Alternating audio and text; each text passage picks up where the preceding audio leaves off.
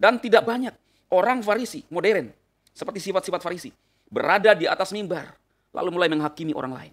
Tidak percaya kepada mujizat, menganggap bahwa golongan mereka paling benar, menganggap bahwa golongan mereka paling mengerti kitab suci, dan tidak menganggap golongan orang lain. Saudara punya titel bertumpuk-tumpuk, kalau tidak punya kasih, tidak punya sopan santun, tidak punya etika, percuma sekolah tinggi-tinggi. Kalau ujaran-ujaran kita itu hanya melecehkan dan meremehkan orang lain, saudara. Shalom saudara terkasih dalam Tuhan Yesus Kristus. Senang kembali berjumpa dengan saudara semua dalam channel PSD.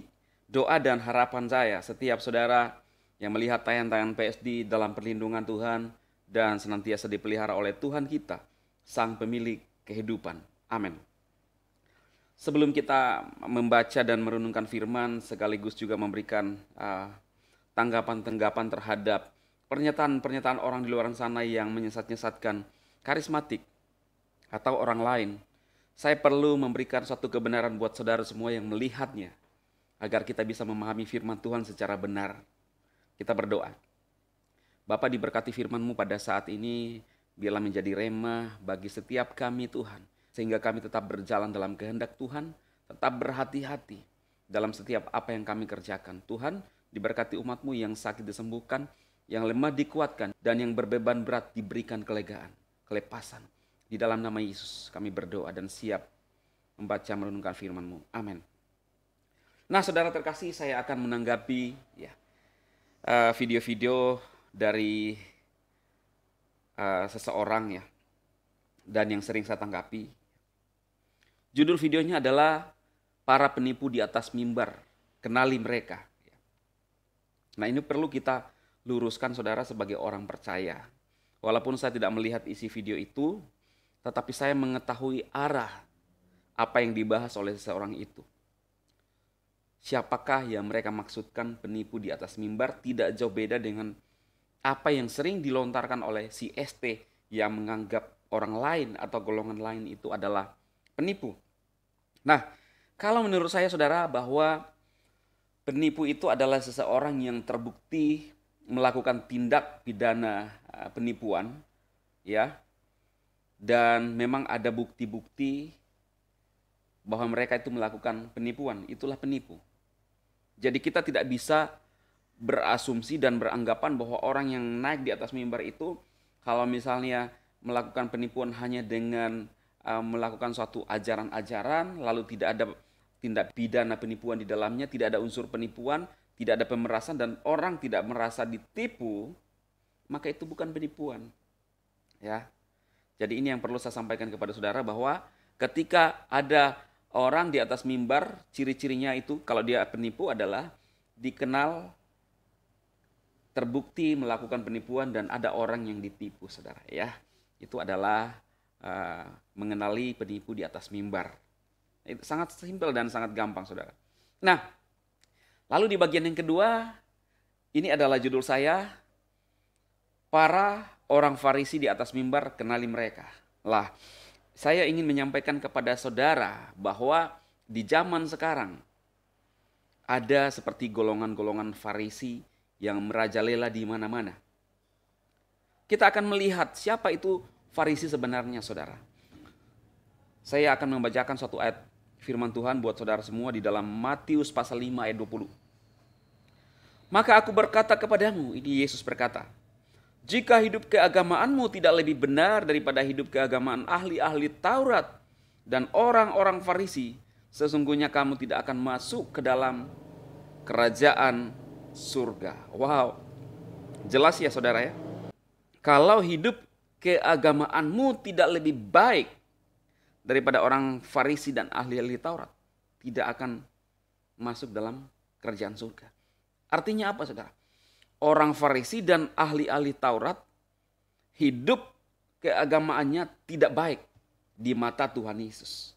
Siapa itu Tuhan Yesus? Saudara, kalau kita sebagai orang percaya sudah tahu Yesus itu adalah Tuhan. Yesus itu adalah Kristus. Yesus itu adalah Mesias yang datang dari Elohim. Dan ini tidak bisa dibantahkan oleh semua orang yang ada di dunia ini yang pernah membaca dan mendengar tentang Injil. Nah saudara, kita akan melihat ciri-ciri orang Farisi. Kenali ciri-ciri orang Farisi. Saudara bisa men-search di Google, Anda akan menemukan ciri-ciri umum orang Farisi. Dan saya akan memperlihatkan kepada saudara ciri-ciri orang Farisi yang sesuai dengan Alkitab. Nah, kita lihat secara umum bahwa mereka itu angkuh dan sombong, saudara. Angkuh dan sombong. Mereka mempertahankan sikap kelompok mereka dan memandang rendah orang lain. Baik itu individu, baik itu kelompok. Mereka memandang rendah orang lain. Selalu menganggap diri mereka bahwa mereka paling hebat. Memang dari golongan Farisi adalah guru, para pengajar. Tetapi sikap pada hukum jatuh. Ya, pada formalisme, saudara. Sehingga mereka bukan lagi mengajarkan iman, pembawa iman, tetapi lebih kepada bagaimana menghakimi dan memperlihatkan mentalitas mereka. Itu sebabnya Tuhan Yesus menghardik orang Farisi dan ahli Taurat. Bukan lebih kepada ajaran mereka, tetapi lebih kepada mentalitas orang Farisi. Sifat keangkuhan mereka. Bagaimana mereka merendahkan orang lain. Bagaimana mereka hidup penuh dengan celah. Dan yang dicela salah satunya adalah Tuhan Yesus. Mereka hanya mencari kesalahan. Saudara, ya. Orang Farisi sebagaimana yang kita baca tidak lebih baik hidup keagamaan mereka. Ya. Hidup keagamaan mereka tidak lebih baik, lebih kepada karakter, lebih kepada mentalitas, saudara. Mereka hanya mencela apa yang dilakukan oleh Tuhan Yesus. Dalam Matius 16 ayat 1 menganggap bahwa apa yang dilakukan oleh Tuhan Yesus menyembuhkan, bahkan melepaskan orang yang terikat, kerasukan, itu dengan menggunakan kuasa setan. Itulah Farisi, saudara. Jadi ada banyak yang terjadi di kalangan umat-umat Kristen yang mengaku diri sebagai hamba-hamba Tuhan, tetapi tidak sadar dan tidak menyadari bahwa mereka memiliki ciri-ciri sebagai seorang Farisi, saudara. Jadi kita sudah melihat ciri-ciri dari orang Farisi, saudara, sangat-sangat tidak baik. Tuhan Yesus menghardik mereka. Mentalitas mereka tidak baik. Mereka lebih meremehkan orang lain. Mereka lebih menganggap orang lain atau golongan tertentu tidak penting. Mereka penuh dengan angkuh dan kesombongan, saudara. Bahkan apa yang dilakukan oleh Tuhan Yesus itu selalu dicela oleh mereka, orang-orang Farisi dan ahli-ahli Taurat. Jadi biarlah apa yang saya sampaikan kali ini memberikan pencerahan kepada saudara semua. Mungkin saudara mengatakan, wah PSD, saya bukan sebagai seorang pengajar. Saya hanya jemaat biasa. Jangan sampai ciri-ciri Farisi itu ada dalam hidup kita. Yang saya sudah sampaikan kepada saudara semua. Banyak orang Farisi modern, seperti sifat-sifat Farisi, berada di atas mimbar, lalu mulai menghakimi orang lain. Tidak percaya kepada mujizat. Menganggap bahwa golongan mereka paling benar. Menganggap bahwa golongan mereka paling mengerti kitab suci. Dan tidak menganggap golongan orang lain. Inilah ciri-ciri daripada Farisi, saudara. Di dalam Matius 5 ayat 20, mereka menganggap bahwa Yesus menyembuhkan orang tuli dengan menggunakan kuasa dan penghulu setan. Mencela. Mereka meminta tanda kepada Yesus. Tanda apa yang kamu pakai? Kami minta tanda. Bukankah saudara melihat hari-hari ini? Kami ingin berdebat dengan para golongan karismatik. Mana mereka? Tidak ada yang berani. Sangat mengejutkan. Padahal santai saja, saudara. Bahkan ada seorang anak muda, ya, mungkin dari golongan, ya saudara tahu sendiri lah, golongan reform, ya. Saya tunggu 1000 kali 24 jam dari karismatik, ya, atau PSD untuk menantang. Saudara, ya, kalau mereka pintar katanya, kalau mereka cerdas orang karismatik ini, tunggu 1000 kali 24 jam. Tidak usah 1000 kali 24 jam kita akan bermain dengan sistem. Nanti saya akan lihat reaksinya, ya saudara, ya. Saudara, Tuhan tidak mengajarkan kita untuk berdebat. Kalau pendeta ST mengatakan, adakah Paulus begini-begini? Adakah Petrus begini-begini?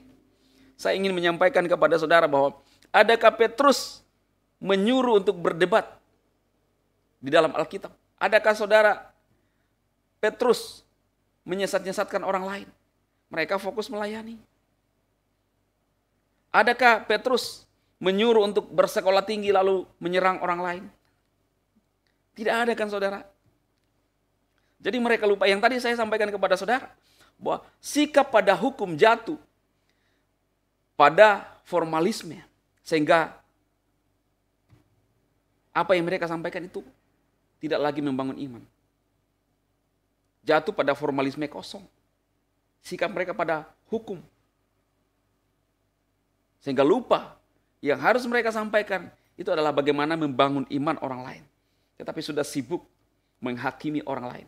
Itulah Farisi, saudara. Dan ada di kalangan sekarang, Farisi zaman now. Jadi sangat banyak orang-orang Farisi di atas mimbar. Perhatikan ini saudara. Jelas kita sudah melihat ayatnya. Kalau hidup keagamaanmu tidak lebih baik daripada orang Farisi. Itu dalam Matius 5 ayat 20. Kamu tidak akan masuk ke dalam kerajaan surga. Artinya apa? Kalau kata firman Tuhan, orang Farisi dan ahli-ahli Taurat tidak masuk dalam kerajaan surga. Itu kata Alkitab, saudara. Jangan sampai kita sibuk, mereka loh pengajar, guru, ahli-ahli kitab. Jangan sampai kita terjebak dengan hal ini.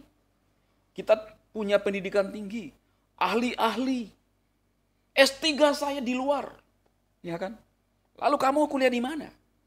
Bahkan meremehkan, beberapa kali meremehkan saya, saudara. Kamu kuliah di mana, PSD? Saya tidak perlu buka saya kuliah di mana, saudara. Ya, saudara kalau pintar ya tinggal lihat aja histori di media sosial. Tidak usah kita membangga-banggakan diri. Wah, saya ini kuliah S1 saya seperti ini, S2 saya ini, S3 saya ini. Ngapain, saudara? Tidak ada gunanya. Saudara punya titel bertumpuk-tumpuk. Kalau tidak punya kasih, tidak punya sopan santun, tidak punya etika, percuma sekolah tinggi-tinggi. Kalau ujaran-ujaran kita itu hanya melecehkan dan meremehkan orang lain, saudara. Karena semakin orang tinggi pendidikannya, saya percaya bahwa kalau benar, seharusnya orang itu semakin baik karakternya, semakin mengerti perbedaan. Ya, jangan jatuh pada formalisme kosong. Ya, jangan menganggap bahwa apa yang kita lakukan sehingga kita sering menabrak hukum hanya gara-gara ya itu tadi, saudara, menganggap paling benar sehingga lupa ajaran kasih, ajaran Yesus. Kita harus taat pada hukum. Kalau sudah melenceng dari sini, saudara, itu sudah perlu dipertanyakan. Bukan lagi ajaran yang sehat sesuai dengan Alkitab. Menyerang orang lain, menyesat-nyesatkan orang lain, mengatakan orang lain penipu tanpa dasar dan tanpa bukti yang jelas. Itu salah. Biarlah apa yang saya sampaikan kepada saudara bisa memberikan pencerahan. Dan semakin kita berhati-hati, sekalipun kita bukan pengajar-pengajar, bukan orang-orang yang berada di atas mimbar, tetapi kita tetap belajar. Jangan sampai sifat Farisi ada pada diri kita. Dan buat saudara-saudara semua yang ada di atas mimbar, hati-hati, awasi ajaranmu. Jangan sampai Farisi-Farisi ini ada di atas mimbar, lalu mulai punya pernyataan-pernyataan yang menyesat-nyesatkan. Ada, saudara. Saran saya adalah bertobat, sadar, minta ampun sama Tuhan. Dan Tuhan akan mengampuni saudara. Sungguh-sungguh bertobat. Biarlah kebenaran firman Tuhan ini memberkati kita semua dan menjadi rema buat kita. Tuhan memberkati saudara semua. Amin. Amin. Amin.